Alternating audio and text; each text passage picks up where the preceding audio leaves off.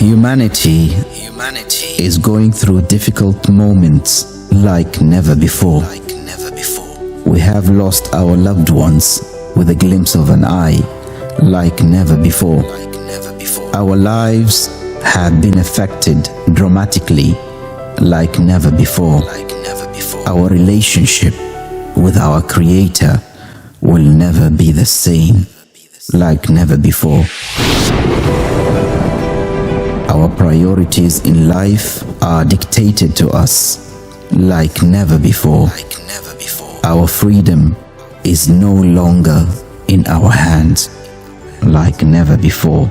And life will never be the same after these difficult moments. Join our live Ramadan show like never before with Hatim Al-Abdissalam and engineer Muhammad Farooq on Oman FM, your nation station, every Saturday till Thursday from 1 to 2 p.m. to discuss our lives like never before.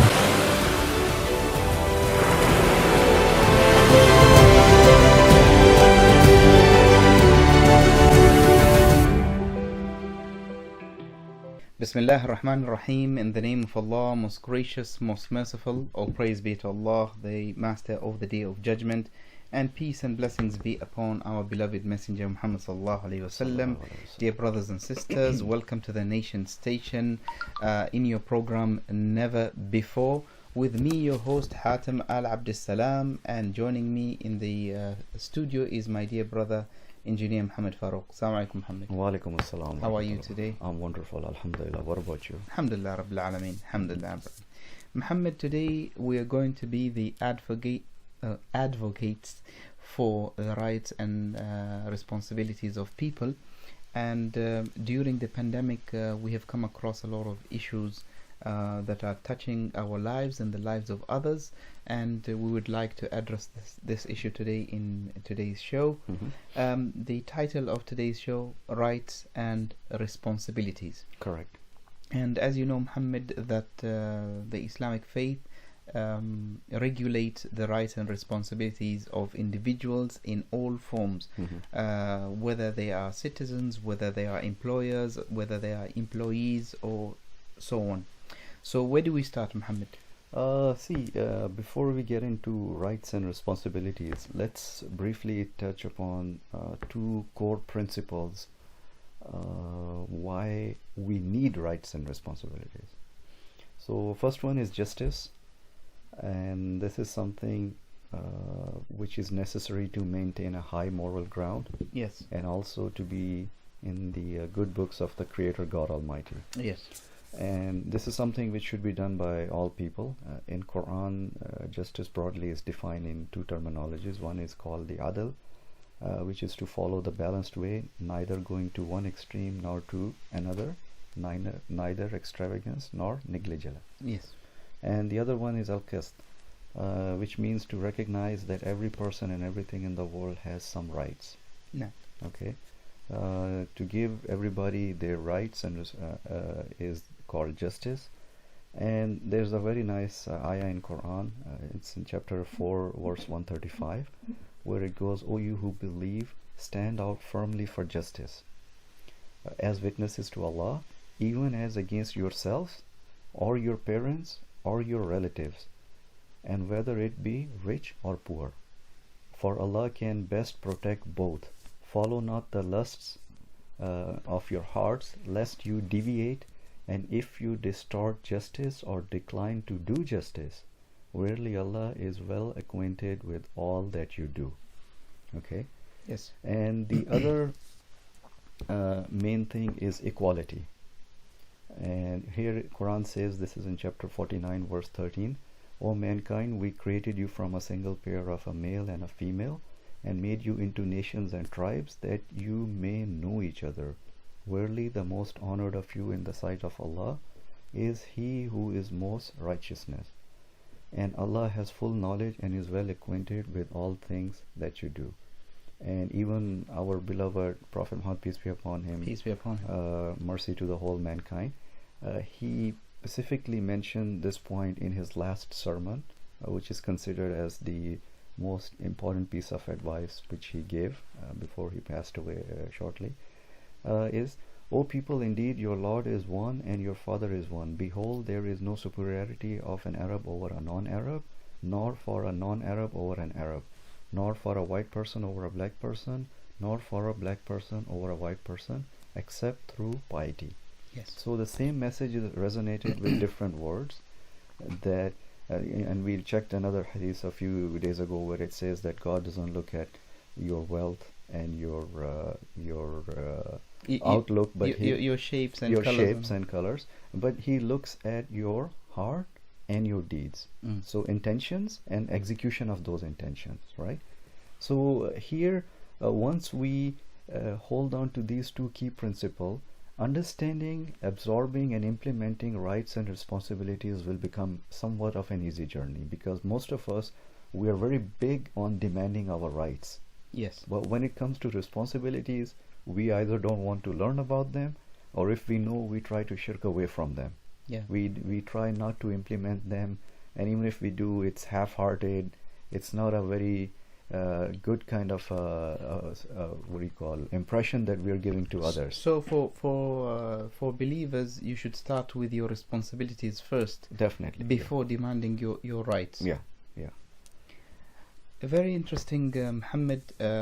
During the pandemic, and I was talking to some friends, the first few days of the lockdown, some entities, whether they are businesses or companies, they have decided to stop paying the wages or the salaries to their workers or employees, and this has created a lot of problems for people with families, and they have obligations and so on.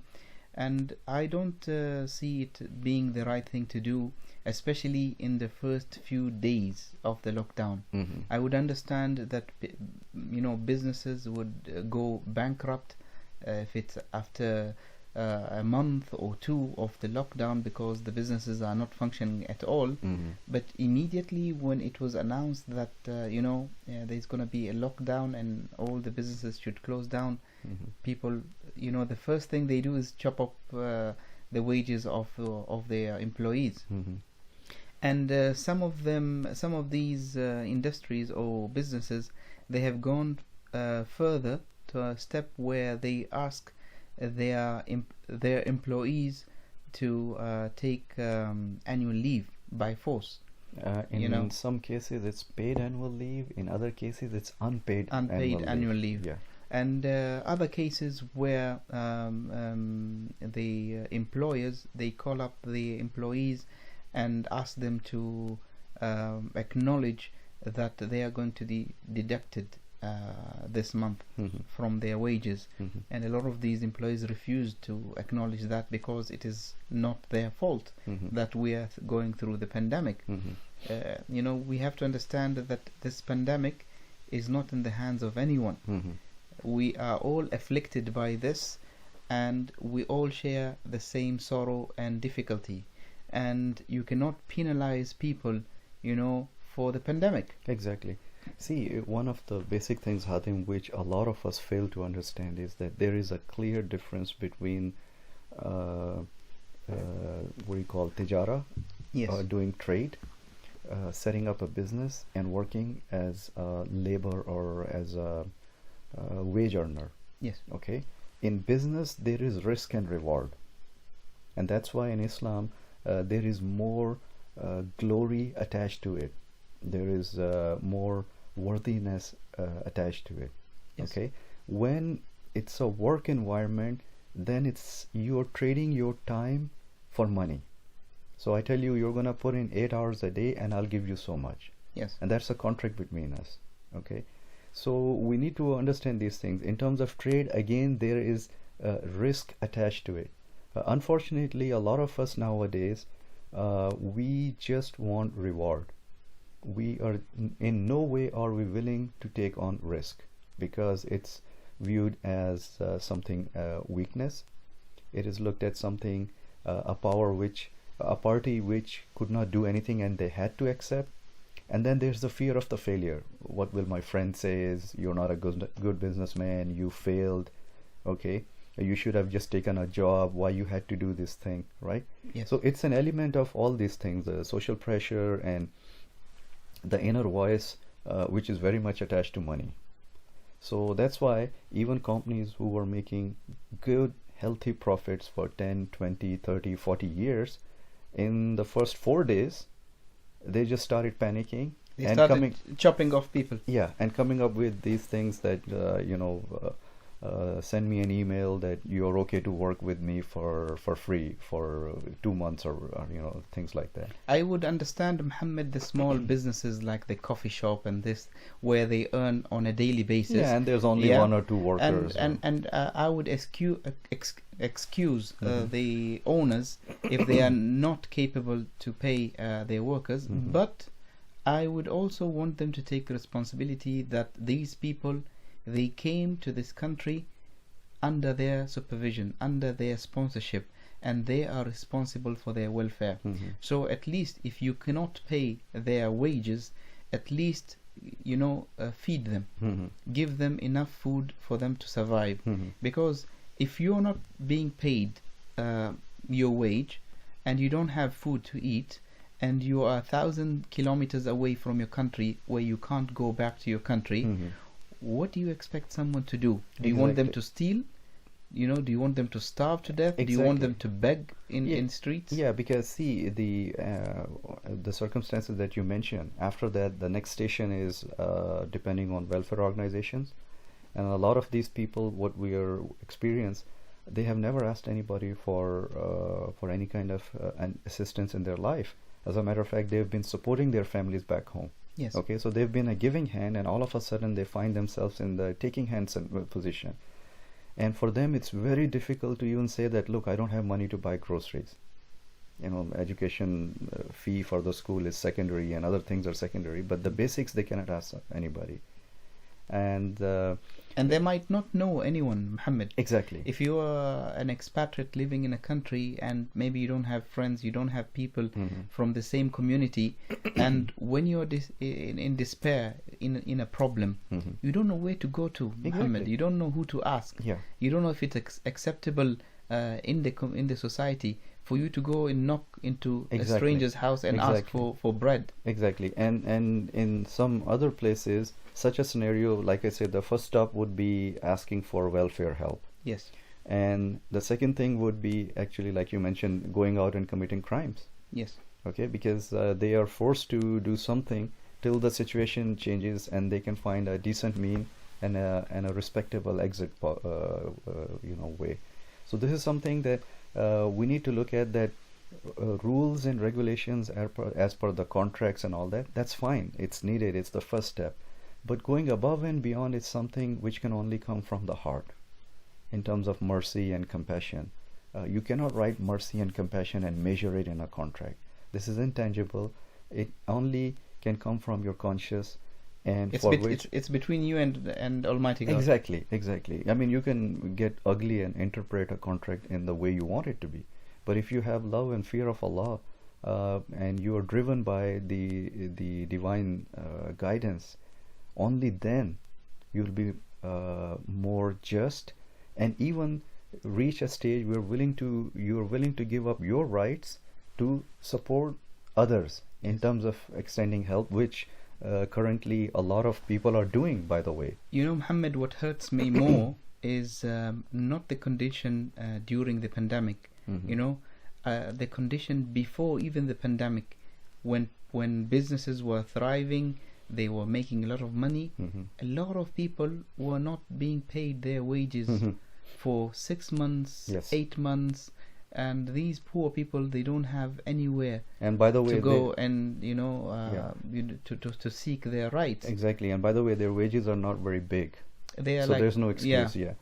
And again, when it comes to the employee-employer relationship, the employee should deliver to the best of his or her capability. Yes. And the employer should in return take care of the employee in the best manner possible, because that employee is generating a lot of revenue. He's for the main this. asset. Exactly. He's the main asset Yeah. of the company. Yeah, exactly. So, we say like human resource, but in some of the companies now they call it human capital. Mm. Okay, they don't look at it as a resource to be used, but they look at it as a capital to be invested and expanded. So it's about perception. It's about softness of the heart. Again, the relationship between the employee and employer should be based on lawful, ethical, and moral principles. For example, as an employee, I should not do anything unlawful, Yes. and the employer should not force me to do anything unlawful, like cheating and deception and things of that nature. And I should not be wasting time when I'm supposed to be working. Okay, so it's a give and take kind of a relationship. It's a two-way road. And in terms of rights and responsibilities, the place to start from is contract, Yes. which a lot of us neglect. Which Whether is we're which doing is a transaction. a legal document Yeah. that nobody reads. Exactly. Unfortunately, Sadly, yeah. a lot of people Yeah. sign Yeah. it and they don't read it and they don't understand Yeah. what is your rights and responsibilities. Mhm. And I don't understand in some cases where the contract is signed and then the document is saved by the company. The employee is not given a copy. Mhm. So it is very rare when you ask people, okay, can you show me your employment contract? Mhm. They say, I don't have a copy. It's with our HR. Mhm. While one copy should go to the employee Mhm. and one copy should go to the HR, because that is the reference for your rights and responsibilities. Exactly. If anything goes wrong, Mhm. you don't have an evidence to prove that your rights have been violated. Yeah. Basically, it's a reminder, and the thing is, I agree with you that they should not be coerced or threatened to sign a contract, or forced that just do it quickly. You have like 1 day or whatever, because a lot of them don't understand what's written in the contract, even if they get a copy. First of all, a lot of them don't get a copy, like you said. So the thing is, it's for the employer to sit with them and go over the contract and make sure that they understand what they're signing. Yes. This will hopefully prevent a lot of unpleasant situation in the future. So in the contract, things like annual leave, things like who's going to pay for the tickets, how often it's going to be, what kind of package they'll be getting, how overtime will be addressed, and things of that nature. One of the things that I wanted to mention here, Muhammad, is that when it comes to the laborers and the workers signing the contract, ethically there should be someone there to explain to them Mhm. the elements Yeah. of this contract, because maybe some of them are illiterate Yes. and they are not able Cannot to read and understand write, the yeah. terminologies mentioned in this contract. So it is unfair for them to sign this document without understanding, and you as an employer do not take it as an advantage that this person does not read or write, Mhm. or is not able to understand the contract, or this person is coming from his country, he is in need of this employment, Mhm. and you take advantage of that. Yeah. You don't pay him the right wage, Mhm. you don't pay him on time, you don't Make give him him work his long right. hours. Yeah. So it's in Quran, in chapter 5 verse 1, it says, "O you who believe, fulfill your contracts," plain and simple. And there's a saying of Prophet Muhammad, peace be upon him, where he said, Muslims must abide by their agreements unless there is an agreement that makes halal what is haram and makes haram what is halal, meaning the permissible into the forbidden and the forbidden into the permissible. So this clearly tells us that any kind of illegal activities which are mentioned in the contract, and even not mentioned in the contract, should not be undertaken by either side. Yes. And both parties have to honor the agreement. It's not just the employer who has to honor the whole thing, and the employee takes advantage of that. Muhammad, let us take our first call for today. Mhm. And we have Mrs. Maimouna Suleimani, who is an Omani licensed Supreme Court lawyer, founder of Maimouna Al Suleimani Law Firm, and specialized in negotiation and mediation and settlements. Assalamu alaikum, Ms. Maimouna. Wa alaikum salam. Ramadan Kareem. Ramadan Kareem, how are you today? I am fine. Alhamdulillah. Alhamdulillah. Ms. Maimouna, it's always an honor to have you on the show to discuss elements of law and rights and responsibilities. You are the expert in this field, so please bear with us, inshallah, for today's topic.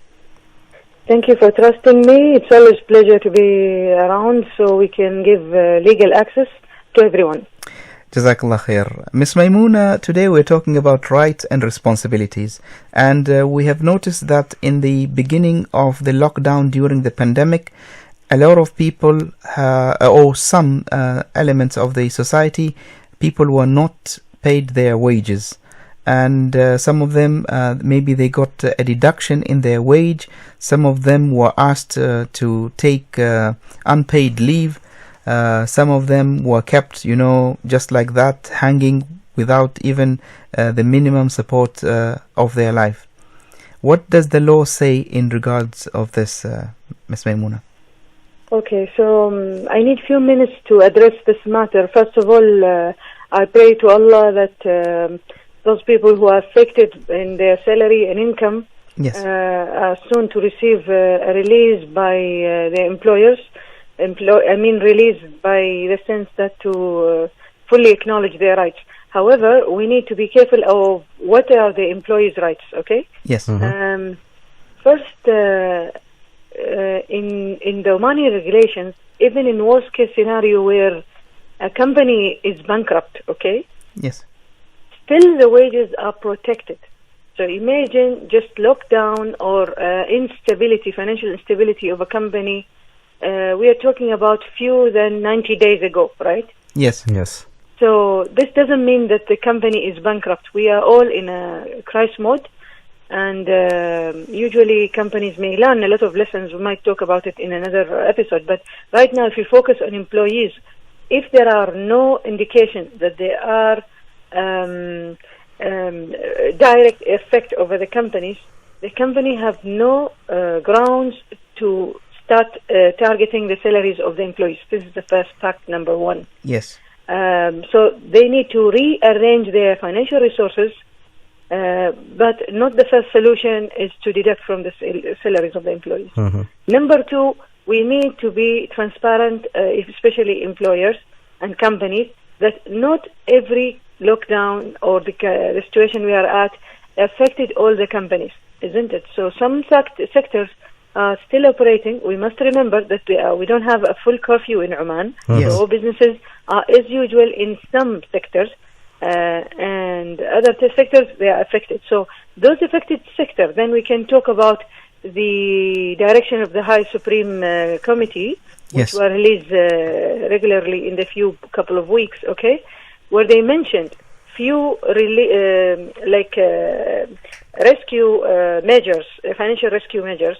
One of them is to for Omanis who are having loans and other financial burdens or obligations. Yes, and burdens, through the banks. Then the central bank has issued its direction that these people need to be given a waiver of their loan. Yeah. Yes, it's not waiver, but freeze to their loan. Yeah, deferred. With no interest accumulating. Yes.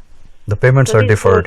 Yeah. Exactly. This will allow then a room for the employer, okay, to apply the other measures that the Supreme Committee also has directed to. Yes. One of these measures is for employees who have annual leaves that have accumulated. Many people have 40 days, 50 days, 60 days of leave, okay? Mm-hmm. Some of them have even 100 days, okay? Those people need to be cooperative because we are in crisis, right? Yes. And sometimes we are forced, all of us as a team, to work together in cooperating to reschedule our annual leaves, okay? Yes. So that the stay at home right now that we are doing, okay, is calculated as our annual leave. This is also allowed by the directions of the Supreme Committee. And here my message to the employees is that cooperate. It's not anything to harm your rights, okay? We are in crisis mode. All of us eventually, we don't know how long we'll stay at home. The numbers are still in increase, okay? Yes. The numbers were just released for the day an hour ago, and they are still in the increase. So we need to be cooperative. Maybe we'll stay longer at home. That's why we should cooperate to accept the annual leaves that we are asked to go for, okay? And it is actually applicable on all equally, okay? So, for example, all of us will be calculated as annual leave. Once the crisis is over, okay, or gradually is over, okay, all of us will resume back to office, and we might be so bored, okay, that we don't want to go for leave. We have a lot of things to do. Actually, the company is commercially based, isn't it? It needs to make profit. Definitely. So all of us who might be busy for the last 12 months, coming 12 months, just doing business and ensuring that to bring back our companies to profitability again. So this is the fact about the reduction, the reduction of part of the salaries, as well as it's not forcing people to go for annual leave. It's actually a measure that is approved by the Supreme Committee. Okay. Yes. Now, when it comes to Miss Maimuna, for example, school fees, where some parents are refusing to pay the school fees or part of the school fees because the schools were closed early. What does the law say about this, Ms. Maimuna? Okay, this is also an important topic. I need to address 3 types of parents, okay? Yes. We have parents who their fees for educating their children in the private schools is supported as an entitlement by the companies they work for, okay? Yes. So, to be practical and precise, okay, the fees are actually either paid already in full, because the entitlement is paid by the company since 2019. Yes. So, the education fees actually must have been paid for the parent who's supported by the company since 2019. Yes.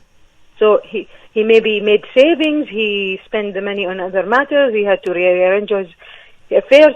So he had paid maybe few of these installments, and some of these installments still pending to be paid. Yes. In the same category of parents, okay, some companies pay on actual basis. Like when the installment is due, the company will pay you. Even in this case, okay, because the lockdown took place in March and the schools were closed in March, the students actually were 3 months away from closing schools, actually. Yes. Or finishing school. So, we are talking about one installment particularly. It's not the full year fees, right? Yes. So, the first type of parents are actually not affected at all of the supported fees to be paid to the school. So there's no issue about them. They should have paid the full amount to the school, which I will talk about what is the full amount I mean. Number 2 type of parent is the parents who are working for companies which are affected by the crisis, and their salaries and they are not supported with an entitlement for school fees for their children, okay? Yes. And therefore, their salaries are affected and they suffer crisis. It's very obvious. Yes. And type 3 of parents who actually they haven't paid for their children actually the fees at all, and they are looking for excuses, illegal basis to just reduce the burden or find legal loopholes to just escape from this. And I have message to those type of parents. Now, what are the legal fees that are payable to these parents? Ms. Maimuna, before you continue, I just want you to take into consideration 2 elements. If the school continue these classes online, and if the schools did not continue the classes online since March. So some of the schools, they continued the classes every single day until the recent announcement from the committee that the end of the education year. Right. This brings us to the next part, which is what constitute legal or fees for school in the private sector, okay? Yes. Or private schools. First of all, contractually speaking, usually the parent has signed terms and conditions for educating his children at that particular school. I'm assuming that there is a contract, okay? Yes. If there is a contract, then we need to abide by the contract. This is the Supreme Committee's directions, that people need to abide by their contract. It is the source of their obligation. So, if the contract says that the fees are not breakdown, it is just breaking down the fees is just a matter of facilitating the payment, and this lump sum amount is due anyway, okay? Yes. So, we need to adhere to that. Number two, if the fees are broken to installments, but yet the fees are based on courses, okay, then maybe there is a discussion about what is the legal measures or contractually how they can arrange or negotiate and mediate about it. Yes. Now, the school fees usually consist of two parts. Part number one is the education fees, which are directly contribution to the teaching and the materials and all that, which is the big major chunk of the fees itself. There are other fees which are food or catering for the children, for their breakfast, lunch and others. And transport and uniform.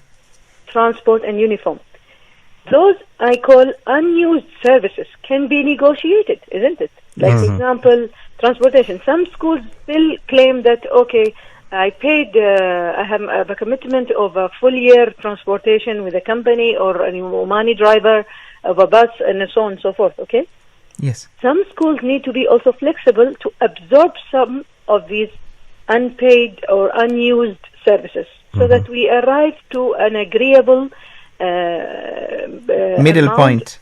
Yes, and how it is paid, is it broken to installments? But remember, once again, we're talking about the parents of type 2 and 3 who are actually personally supporting the education fees of their children, not part 1. Because part 1 type of parents, they already been paid in full by the companies for the service, yes, for their fees.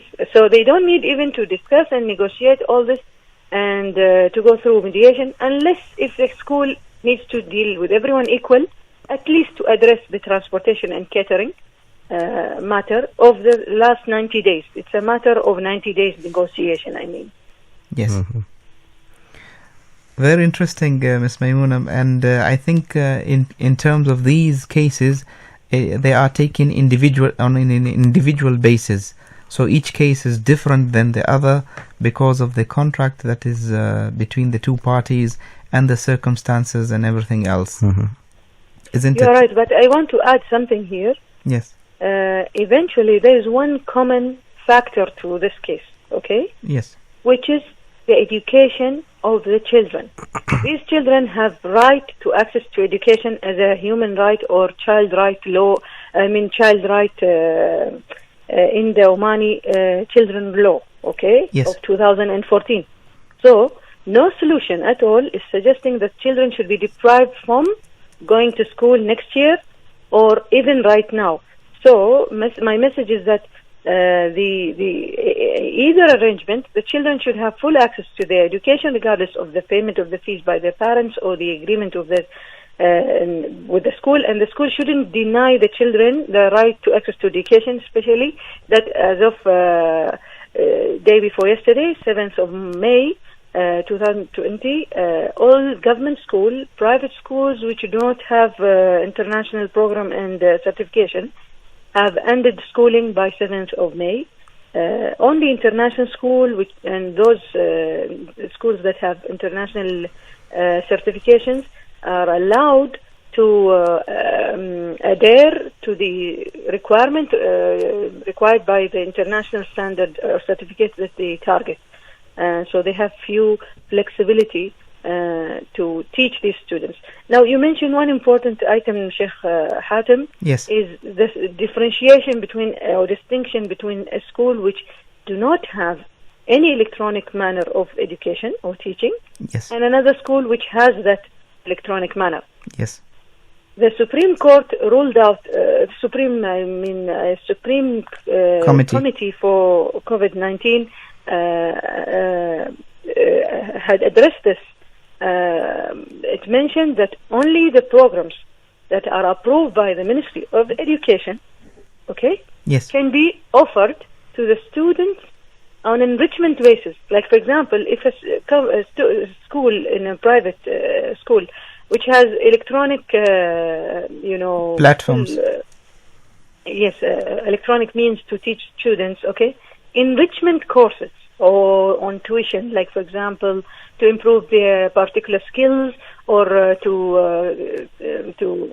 continue to improve particular knowledges in the school, and these programs are approved. They go to take approval from Ministry of Education. Then they can offer this to the students and continue apart from the 7th of May graduation of all students, let's say. Mm-hmm. Okay. So they are allowed to do this. They are allowed to offer this to students and their parents, payable, subject to the program itself being submitted to the Ministry of Education for their approval. Okay, that makes it clear now, Mhm. inshallah. Okay. Thank you very much, Miss Maimuna. We took a lot of your time. It's my pleasure, and I'm sorry some answers take a while. No. They are No, detailed. explanation was Actually, needed. this topic is very important to all parents out there, and also all employees and employers. So that's why we have dedicated a full show for this. So this is a very important matter, and we needed someone expert in this area of the law to tell us, the actuals about the law. Because most of the time, parents and schools, they're not expert in the law, and everyone assumes that they have the right, Mhm. or their right has been violated. So explaining them in details makes it very clear for people to understand. Thank you. And my last message is eventually COVID-19 will be over. The Inshallah. crisis will Inshallah. gradually fade away, inshallah. But the relationships, okay, will have to be restored, right? Mhm. So every school need to remember that eventually these children will go back to school and business as usual. And the parents also need to remember the times where the school supported their children for their Yeah. success and education, and restore this relation and not destroy them because of crisis that will be over, inshallah, very soon. Inshallah. Inshallah. Employees, employers, eventually this is economic sector of Oman, okay? We need to be cooperative, set role model of proper negotiations and ending crisis instead of creating disputes. Thank Correct. you very much, Miss Maimuna Sulaimani, and hope to hear from you soon, inshallah. Inshallah, pleasure, and thank you again for also your guest in the studio. See you soon. Take care. thank you. Masala. Bye-bye.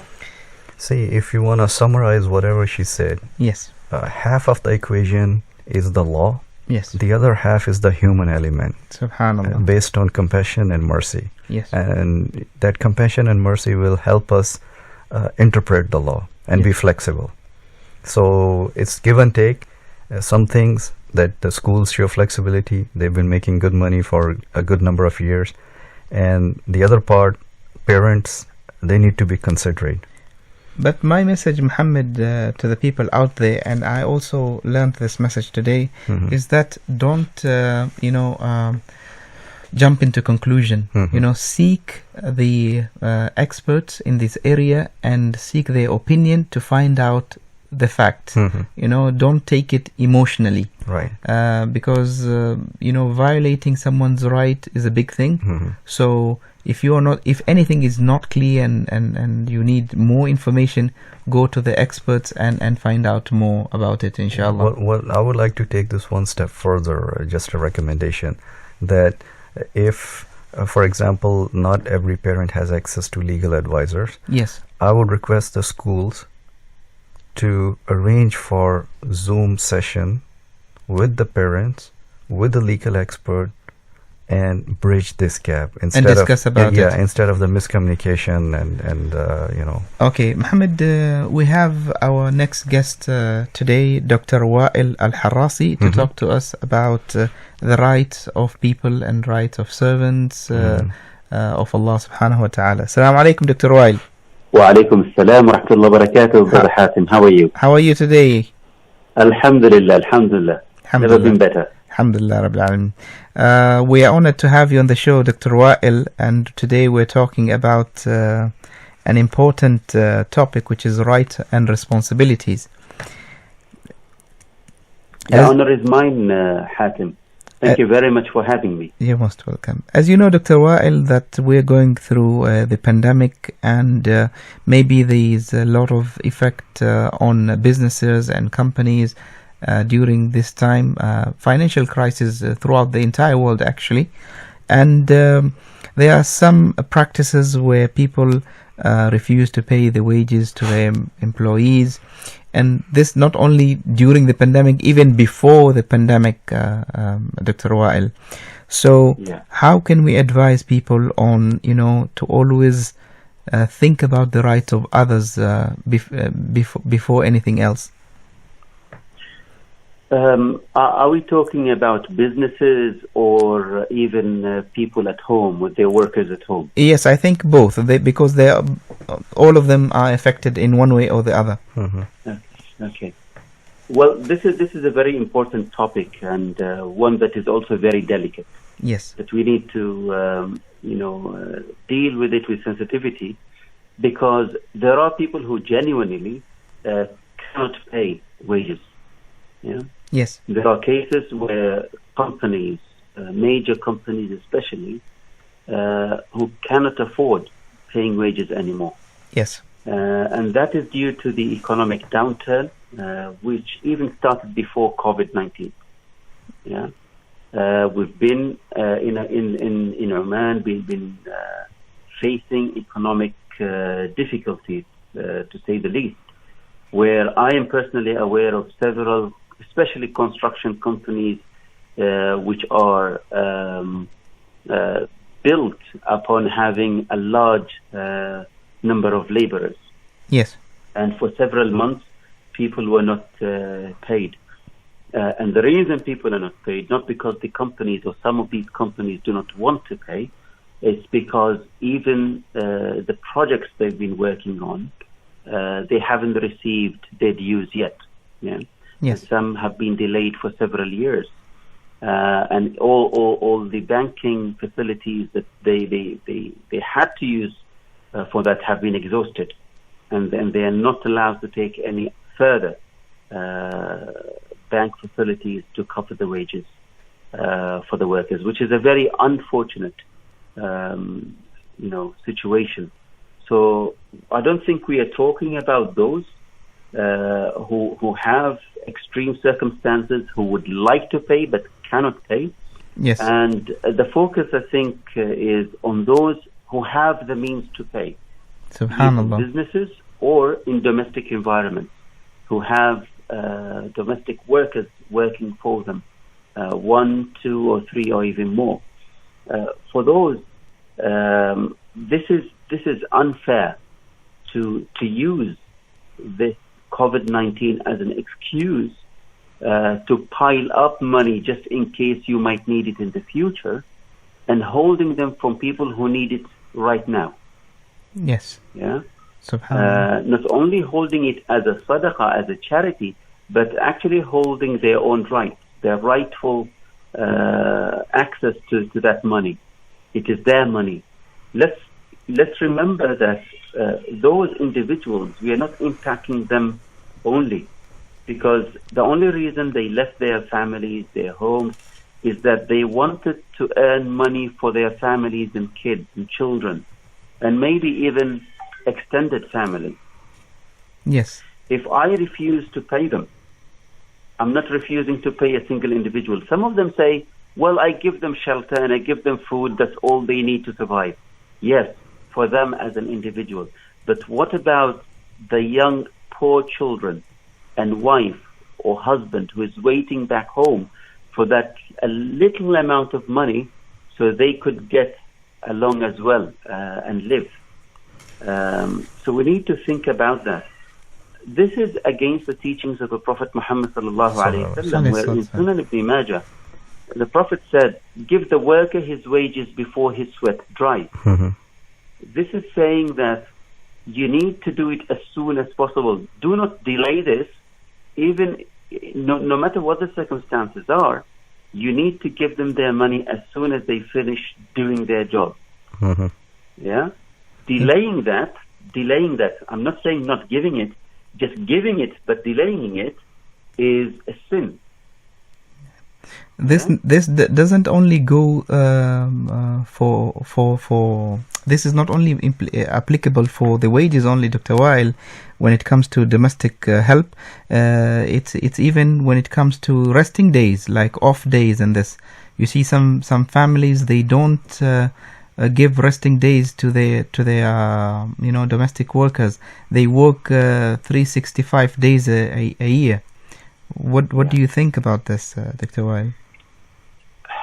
I say that they need some compassion in their hearts. Mm-hmm. They have employed human beings, just like them. Yes. Those are not machines.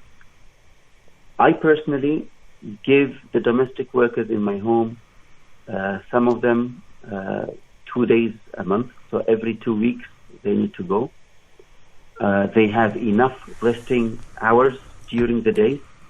They finish work early. If you calculate, let me just turn the tables a little bit. Yes. And let us put ourselves in the place of these domestic workers. Yes. Yeah. We work in our offices and we are able to shut down as soon as we get home. For those who actually work and live in the same place, imagine what is shutting down. What does it mean to shut down? Yeah. As long as you live in the same place you work, you cannot fully shut down, no matter what. Even if you give them time to go to their rooms, even if you give them time to go there early, even if you tell them to spend a whole day there and not work, it is still, you still live in your own working place. Imagine if we did that. Yeah. Imagine the COVID-19 situation is permanent and everybody is working from home. Working from home is nice, but if your home is your chores as well and it is continuous, you will lose your mind. It is exhausting. And that's why we as men, we can't handle what our wives, who chose to be housewives, we can't do what they do. And that's why during the COVID-19, Dr. Weil, a lot of disputes between couples. We need to do a special show about that, Dr. Weil. I think we ought to. Yeah, definitely.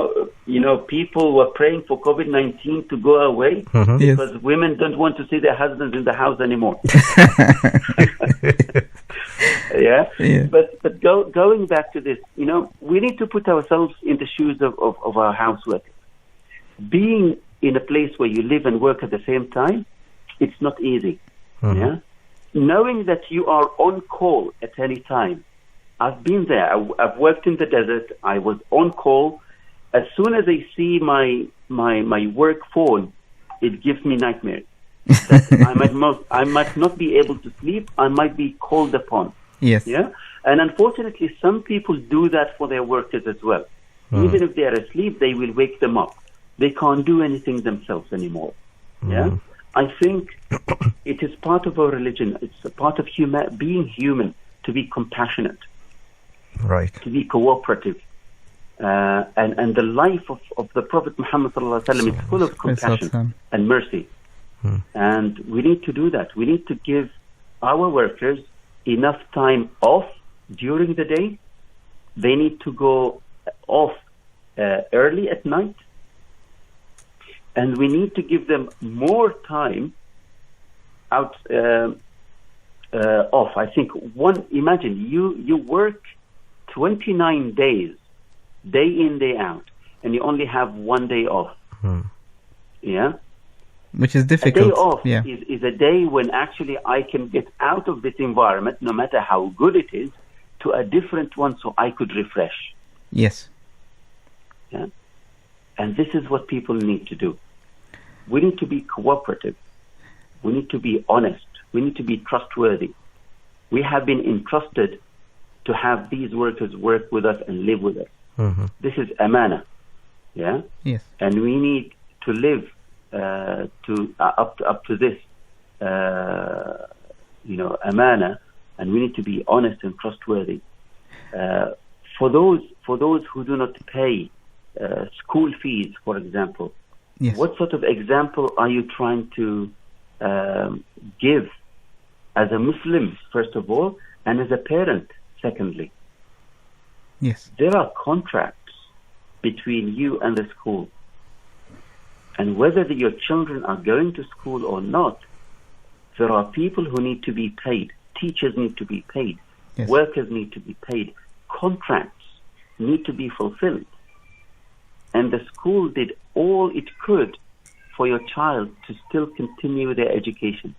I have seen the dedication of the teachers of my kids.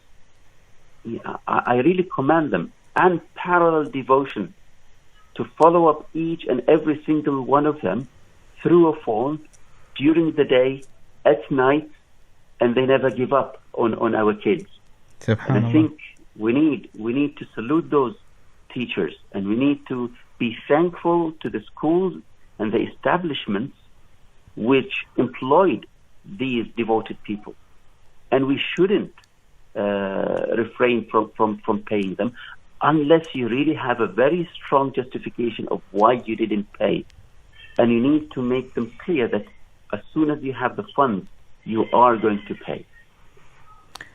Thank you very much, Dr. Wa'il Harrasi, for that insight, and I ask Allah subhanahu wa ta'ala to make it easy for all of those who have lost their jobs or sources of income, and also as a reminder to all our brothers and sisters out there to pay their dues in time and to help those who are in need in these difficult moments. Shukran, Dr. Wa'il. Thank you very much. Shukran, Brother Hatim. If I may add one more thing, just finally, about cooperation and generosity. Yes. Normally, when someone comes to you and asks for money or beggars, I personally do not give, because I do not encourage begging. Yes. But we live in a completely different situation today, where we have thousands of expatriate workers who are laborers who have no work and have no money. Yes. If any of those comes and asks you for money, please give them something. Do not turn them away. Yes. This is a time where I could say that it is very close to the year of Ramadan, when Umar ibn al-Khattab did not even punish those who stole money. Why? Because people were living in hunger, in pain, and they had to do that to protect themselves. And those people who came to beg, give them something, at least something that they could buy food for today and tomorrow. A very wise advice, Dr. Wa'il, and I hope our listeners appreciate this and implement it, inshallah. Thank you very much, Dr. Wa'il, again for your time. Jazakallah khair. Alaykum salam. Amazing insights. Yes, I think Muhammad, Dr. Wa'il and Mrs. Maimuna did our job and made our work easy, inshallah. Exactly. They said it all in the religious perspective, in the legal moral terms, perspective, and the legal terms as well. So the final minute of the show, Muhammad, we're going to talk about dignity. Yeah, so after the contracts are signed, next thing is dignity, which comes during the implementation of the contracts. And Muhammad, peace be upon him, he really recommended labor over someone who's just sitting idle or begging. And he would, eat with the workers and assist them with also help them out with their work, which they're supposed to do. So any kind of employer abuse through tongue or hand is highly discouraged. This is followed by kindness to workers, and this kindness includes giving them rest breaks, like Dr. Wa'il was saying, yes, especially construction workers and these domestic help that we have at home. Kindness also includes giving them prayer breaks, for their prayers and rituals. Kindness also means giving them food and shelter, especially in these trying times that we are living through. One of the things, maybe, Muhammad, we forgot to mention is treating them as humans. Exactly. Because a lot of, not a lot, some of, the people, they treat their domestic workers so badly. Very rude. Yeah. Some of them even go physically and they hit them. So this is not acceptable at all. whether it is in Islam or any other religion, or morally or ethically, or even by law. Exactly. So please bear the consequences of your actions. If it's not in this world, then it is in the hereafter. Will be more painful, yeah. These people are under our custody, our responsibilities. We need to treat them in justice, in kindness, in goodness, because we are accountable for every single thing that we do and say on the Day of Judgment. Exactly. And in terms of wages, there are only two things. One is to pay them fair amount, and second one is to pay them on time. Don't say, yes, I will pay you, and then, it's not a yes, it's not a no, and you just keep them lingering. And in terms of final thoughts, the same, I would say that honor the man-made contracts, but keep in mind that they can only cover limited aspects. So stick to the element of mercy and compassion, and treat them as you would like to be treated, and ask Allah subhanahu wa ta'ala for His bounties. Honestly speaking, Muhammad, today's show I really enjoyed, and I benefited a lot, especially listening to Miss Maimuna. Sometimes you take things emotionally and you listen to the story from one side, but it's good to listen to the story from both sides, and also see the aspects of the law and the people of experts in these areas, so that you can understand. So don't assume only that my rights have been violated. Listen to them, go through the contracts, have discussions. And what Miss Maimuna said at the end was very important, is to maintain this relationship. Today you have dispute with the school, you don't want to pay them. Okay, after the pandemic, you'll have to take your kids to the same school. If you're fortunate enough to take them to another school, then that's something else. But if they're going to be in the same school, then you need to have that good relation with. And that goes for the school as well. Yes. If they're showing absolutely no flexibility, yes, then when the things get back to normal, inshallah, the parents might take the kids out in anger and take them somewhere else. And it's also not healthy. So you're going to be very arrogant and say, you know what, after the pandemic, I'm going to take them to another school, but it's going to affect your children. They're used to their friends, they're used to a particular system, they're used to their teachers. So you being arrogant, you're actually hurting your kids. So think about it before you do it. And I think we come to the end of today's show. Muhammad, we have done our part. We have tried to highlight this problem or issue that is there currently, and what is left is for people to follow their hearts and fear Allah subhanahu wa ta'ala in these circumstances. Inshallah. Thank you very much, Muhammad Farooq, and our dear listeners on tuning in to the program today. From me, Hatem Al-Absalam, Assalamu alaikum wa rahmatullahi wa barakatuh. Wa alaikum assalam wa rahmatullahi wa barakatuh. Mm-hmm.